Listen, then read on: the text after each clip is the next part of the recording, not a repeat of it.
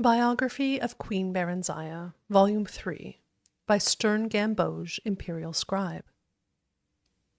In the second volume of this series, it was told how Barenziah was kindly welcomed to the newly constructed imperial city by the Emperor Tiber Septim and his family, who treated her like a long-lost daughter during her almost 1-year stay.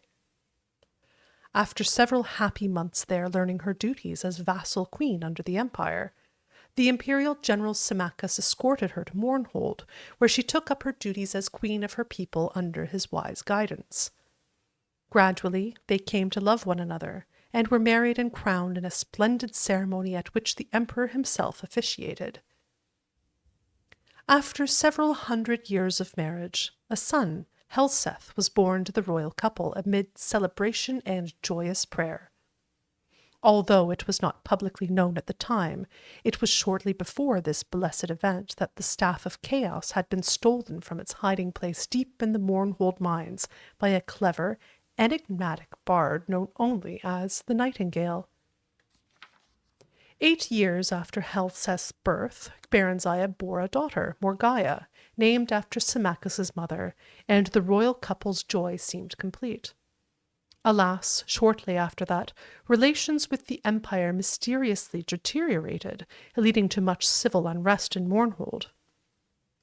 After fruitless investigations and attempts at reconciliation, in despair Barenziah took her young children and travelled to the imperial city herself to seek the ear of then Emperor Uriel Septim VII.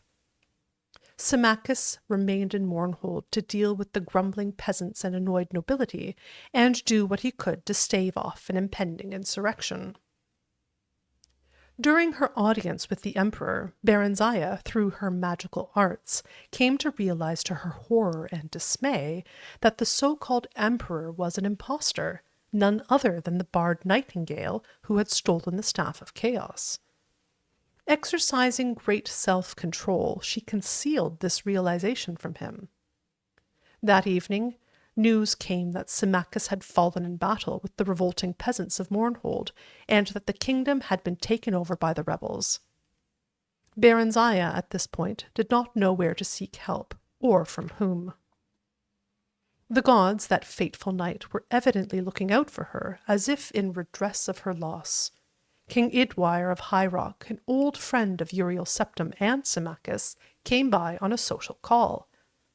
He comforted her, pledged his friendship, and furthermore confirmed her suspicions that the emperor was indeed a fraud, and none other than Jagar Tharn, the imperial battle mage, and one of the Nightingale's many alter egos.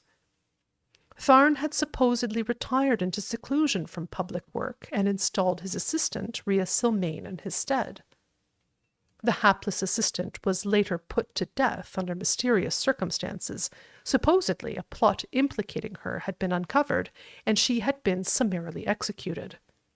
However, her ghost had appeared to Idwire in a dream and revealed to him that the true emperor had been kidnapped by Tharn and imprisoned in an alternate dimension. Thard had then used the Staff of Chaos to kill her when she attempted to warn the Elder Council of his nefarious plot.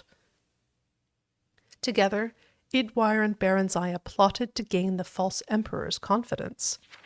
Meanwhile, another friend of Rhea's, known only as the Champion, who apparently possessed great, albeit then untapped potential, was incarcerated at the imperial dungeons. However, she had access to his dreams, and she told him to bide his time until she could devise a plan that would effect his escape. Then he could begin on his mission to unmask the impostor. Barenziah continued to charm, and eventually befriended the ersatz emperor. By contriving to read his secret diary, she learned that he had broken the Staff of Chaos into 8 pieces and hidden them in far-flung locations scattered across Tamriel. She managed to obtain a copy of the key to Rhea's friend's cell and bribed a guard to leave it there as if by accident. Their champion, whose name was unknown even to Barenziah and Idwire, made his escape through a shift gate Rhea had opened in an obscure corner of the imperial dungeons, using her already failing powers. The champion was free at last, and almost immediately went to work. It took Barenziah several more months to learn the hiding places of all 8 staff pieces through snatches of overheard conversation and rare glances at Tharn's diary. Once she had the vital information, however, which she communicated to Rhea forthwith, who in turn passed it on to the champion, she and Eadwire lost no time. They fled to Wayrest, his ancestral kingdom in the province of High Rock, where they managed to fend off the sporadic efforts of Tharn's henchmen to haul them back to the imperial city, or at the very least obtain revenge. Tharn, whatever else might be said of him, was no one's fool, save perhaps Barenziah's, and he concentrated most of his efforts toward tracking down and destroying the champion. As all now know, the courageous, indefatigable, and forever nameless champion was successful in reuniting the 8 sundered pieces of the Staff of Chaos.